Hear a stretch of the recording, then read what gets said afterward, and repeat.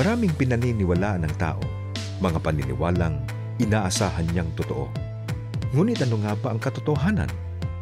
Nakasalib ba ang paniniwalang yan sa banal na kasulatan?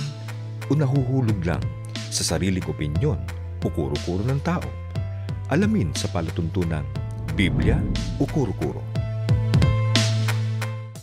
Welcome pong muli sa ating palatuntunan, Biblia o Kuro-Kuro. Sana po ay muli nyo kaming samahan sa atin pong gagawing pagtalakay. Ako po ang kapatid na Orly de Guzman.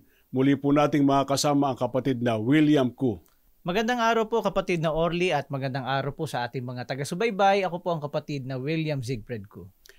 Kapatid na William, ang malimit na karinggan natin ng sila raw ay sumasampalataya ay ang mga kababayan nating kaanib sa iba't ibang sektang protestante. Bukang bibig nila yan sa kanilang mga pagtitipon, sinasabi nila sila sumasampalataya, maging to sa kanilang mga pag-aawitan, anuman ang kanilang dinaluhang okasyon. Meron silang sinasabing pananampalataya na taglay nila, pananampalataya sa Diyos at sa ating Panginoong Hesukristo.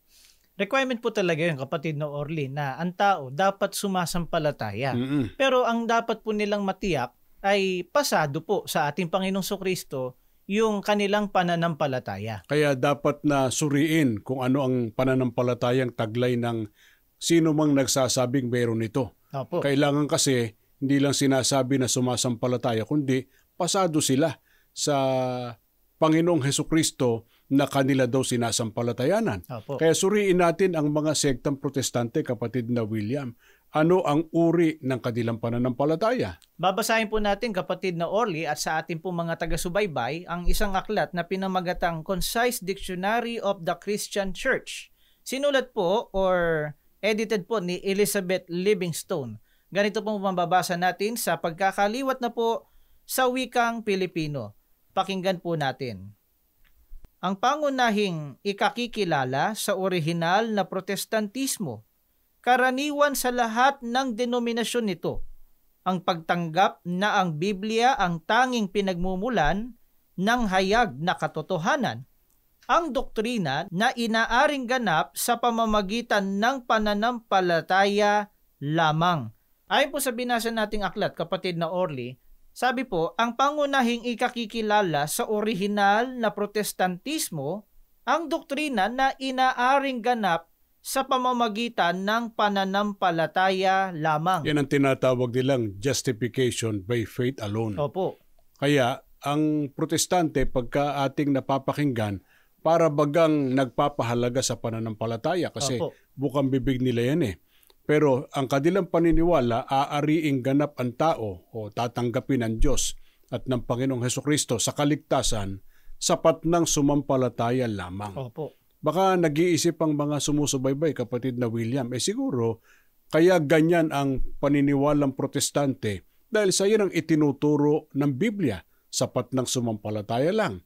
Sasampalataya lang magtatamo na ng kaligtasan.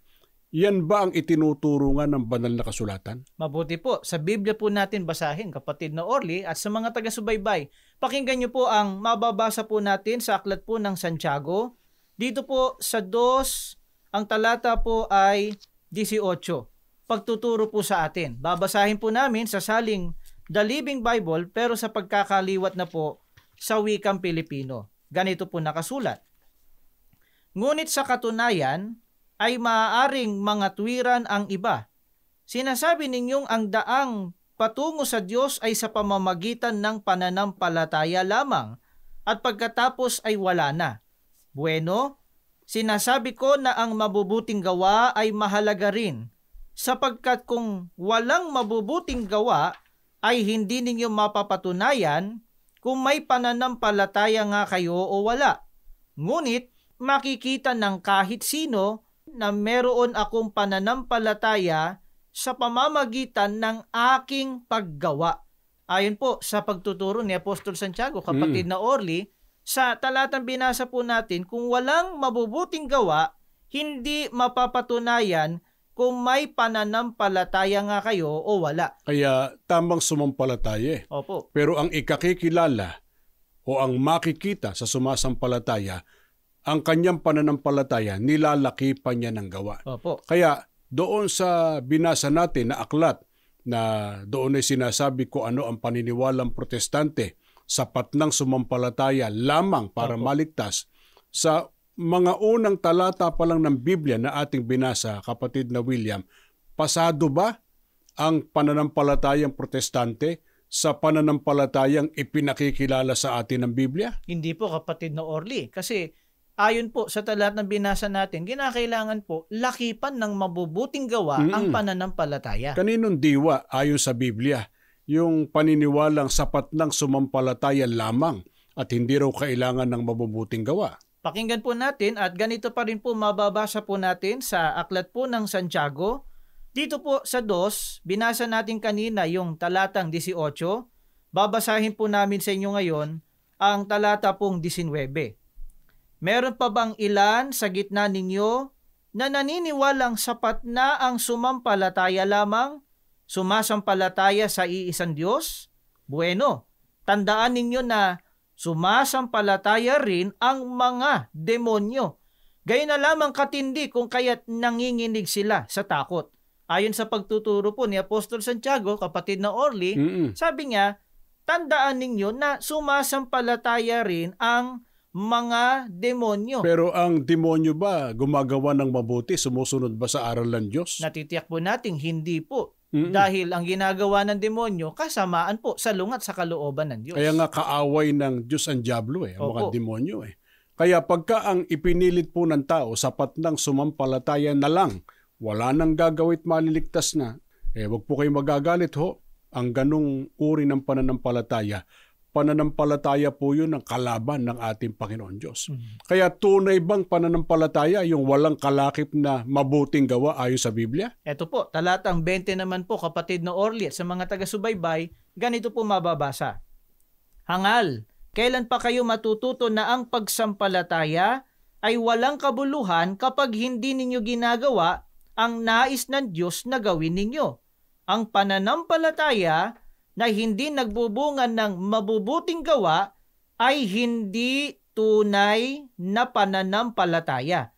Nilino po ni Apostol Santiago, kapatid na Orly. Ang sabi po niya, ang pananampalataya na hindi nagbubunga ng mabubuting gawa ay hindi tunay na pananampalataya. Ano katumbas no pagka sinabing hindi tunay? Ang sabi pa rin po sa talata, ito'y walang kabuluhan. Kaya yung pananampalataya na walang gawa, bukod sa palsipikado o peke, sa madaling intindihin salita, wala pang kabuluhan. Kaya lalakipan ng mabuting gawa. Pero alin yung mabuting gawa? Yung bang mabuting gawa lang? Batay niya pa rin sa talatang binasa mo. Yung ayon lang sa kalooban ng tao, natapat lang sa kanyang sariling kagustuhan? Hindi po, kapatid na Orly. Ang sabi po sa talata, ginagawa ang nais ng Diyos na gawin ninyo. Kaya kung ano ang gusto ng Diyos na dapat nating gawin, yun ang dapat nating gawin, udyok ng pananampalataya. Pagka sumasampalataya daw, walang ginagawa, hindi pasado yun. May ginagawa man, hindi naman yung gusto ng Diyos ang ginagawa, hindi rin pasado. Palsipikado rin pananampalataya. Kaya ayon sa Biblia, aling pananampalataya, kapatid na William, ang pasado sa ating Panginoong Hesukristo? Ganito po mababasa natin, kapatid na Orly, at sa mga ginigilo po naming taga-subaybay, pakinggan po natin ang pahayag po ng Apostol Pablo dito po sa aklat ng Galacia. Sa 5 ang talata po ay 6. Pakinggan po natin. Sapagkat kay Kristo Jesus, kahit ang paghahalas ay walang kabuluhan, kahit man hindi paghahalas, kundi ang pananampalataya na gumagawa sa pamamagitan ng pag-ibig.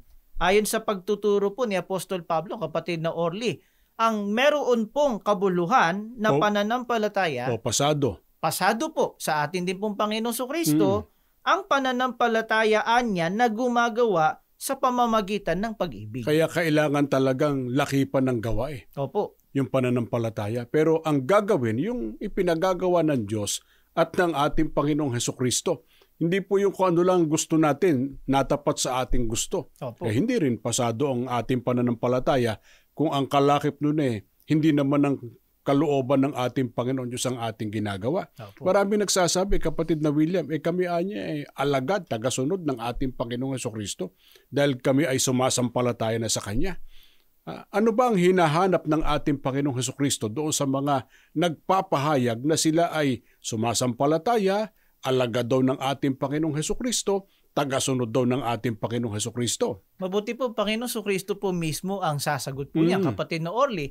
Ganito po mababasa natin, mga kaibigan at mga taga-subaybay po namin, sa aklat po ng 1, dito sa 8, ang talata po ay 24, 30 at 31.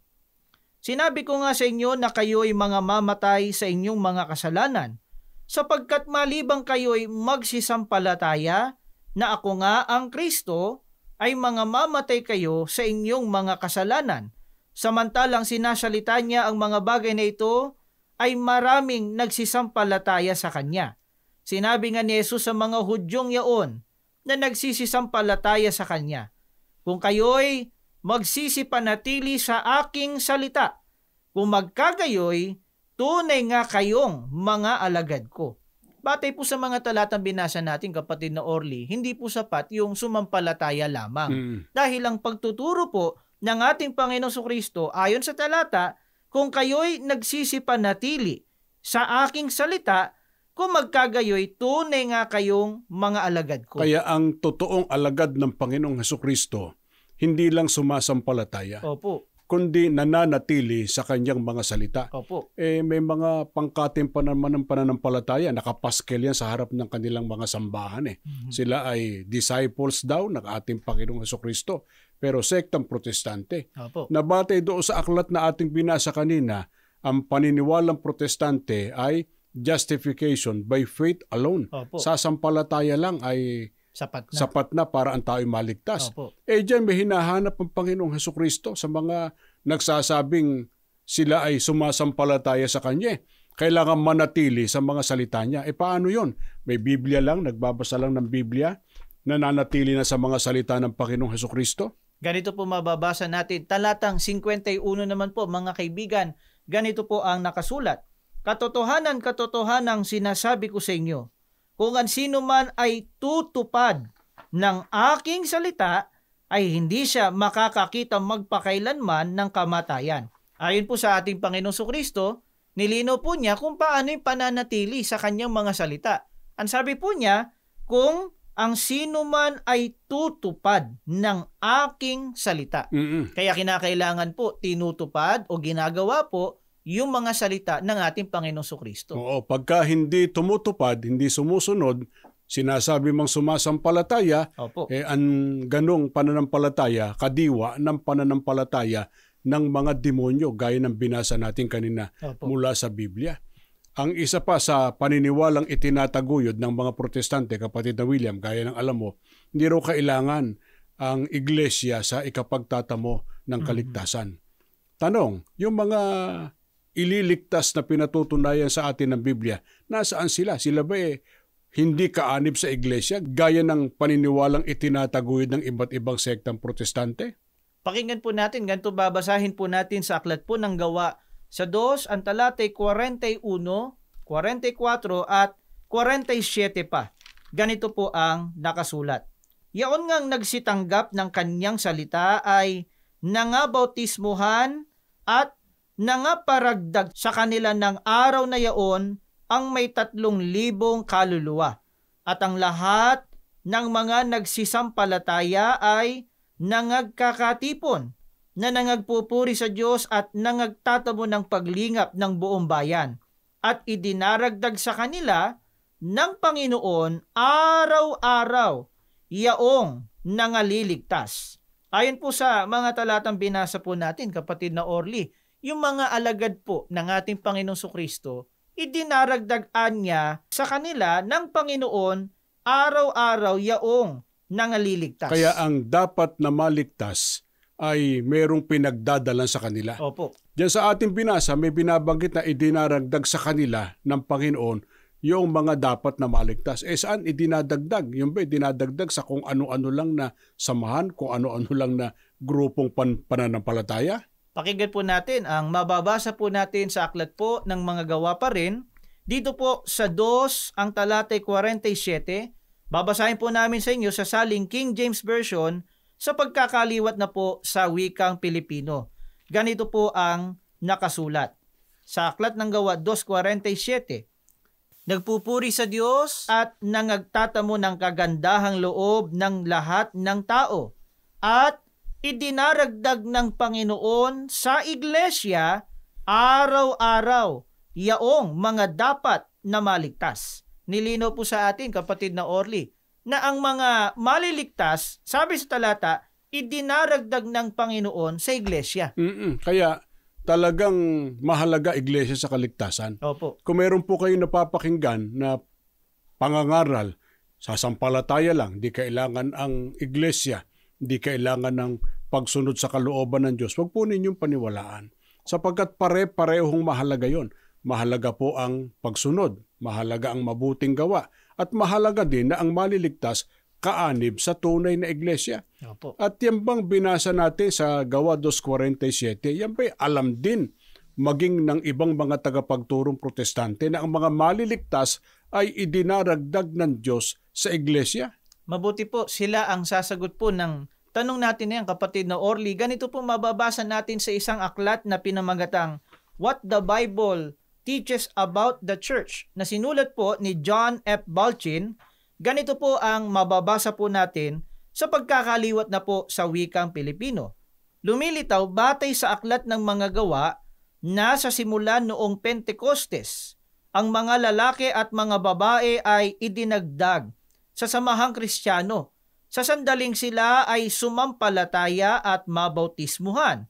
Sa katotohanan ay sa araw ding yaon, ayon sa Gawa 2:41, ito ay makatwiran na upang maging kay Kristo ay dapat na nasa katawan ang pagbabalik loob sa Diyos, ang pagpasok kay Kristo ay katumbas kung gayon ng pag-anib sa iglesia.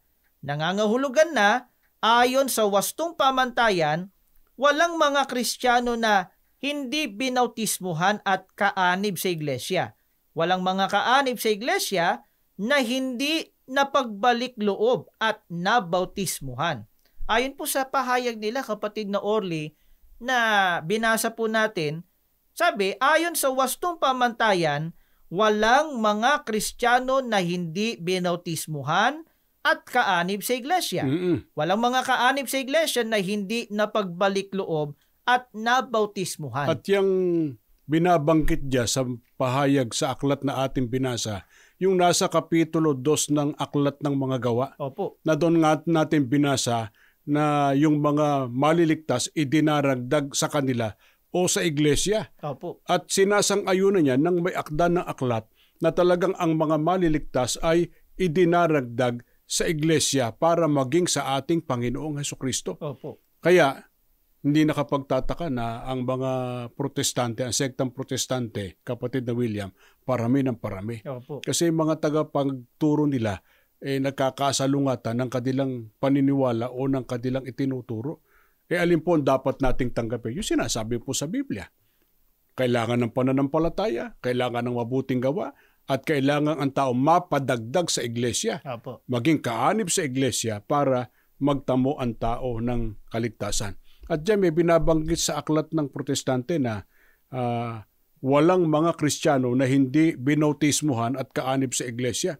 Bakit tinatanggap natin yung pahayag na yon na kailangan dumaan sa proseso na ang tao ay gawaran ng bautismo para maging kaanib sa iglesia? Kapatid na Orly, yun po kasi ang turo mismo ng ating Panginoong Sukristo. Katunayan, ganito po mababasa natin, mga kaibigan at mga taga-subaybay, sa aklat po ng Mateo sa 28, ang talata po ay 19. Pakinggan po natin. Dahil dito, magsiyaon nga kayo, at gawin ninyong mga alagad ang lahat ng mga bansa, na sila'y inyong bautismuhan sa pangalan ng Ama at ng Anak at ng Espiritu Santo. Ito po mismo tinuro ng Panginoon Sukristo. Sabi po niya doon sa mga apostol, gawin ninyong mga alagad, sila'y inyong bautismuhan. Sa makatwid, yung binabanggit nung may akda sa aklat na binasa natin, kaya natin tinatanggap, hindi natapat sa gusto lang natin. Opo. Kundi yun mismo ang nasa Biblia, itinuro ng Panginoong Hesukristo. Ito tanong, saan isinasangkap? Saan ginagawang kaanib ang mga tumatanggap ng tunay na bautismo? sa aklat naman po ng unang Korinto, sa 12 ang talata po ay 13. Pakinggan po natin. Tayong lahat, maging Hudyo o Griego, alipin o malaya, ay binautismuhan sa iisang espiritu upang maging sangkap ng isang katawan. Ayon sa talatang binasa natin, kapatid na Orly, ay isinasangkap po sa isang katawan ang mga tumanggap po ng tunay na bautismo. Isang katawan lang, hindi kani-kanyang denominasyon. Alin yung katawan na binabanggit dyan? Na dyan idinaragdag, ginagawang sangkap, ginagawang kaanib, ang tumatanggap ng tunay na bautismo. Pagtuturo naman po ni Apostol Pablo dito po sa aklat ng Colosas 1:18, ito po ang ating babasahin. Pakinggan po natin. Colosas 1:18. At siya ang ulo ng katawan sa makatwid bagay ng iglesia. Ang katawan po na tinutukoy, wala pong iba kundi ang iglesia. Iglesia na ang ulo ay si Kristo. Opo. Kaya ang mga ginagawa ng bautismo, ginagawang kaanib sa iglesia na ang ulo ay ang Panginoong Hesukristo. Ano pangalan, kapatid na William, nung iglesia na katawan ng Panginoong Hesukristo, iglesia na kanyang pinangunguluhan, na doon napapadagdag o nagiging kaanib ang tumatanggap ng tunay na bautismo at magtatamo ng kaligtasan. Ganito naman po mababasa po natin sa aklat po ng mga gawa sa 20 at 28, pahayag po ni Apostol Pablo. Babasahin po namin sa inyo sa salin ni George M. Lamsa sa pagkakaliwat po sa wikang Pilipino.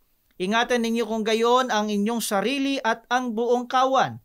Narito'y hinirang kayo ng Espiritu Santo na mga katiwala upang pakanin ang iglesia ni Kristo na binili niya ng kanyang dugo. Nilino po, kapatid na Orly, na ang iglesyang tinutukoy po, ito po ang iglesia ni Kristo. Kaya ang mga sumasampalataya, maging sa panahon ng mga apostol, sapagkat tumanggap ng tamang aral, binautismuhan para maging kaanib sa iglesia ni Kristo. Opo. Kaya idinadagdag sa iglesia yung mga dapat na maligtas.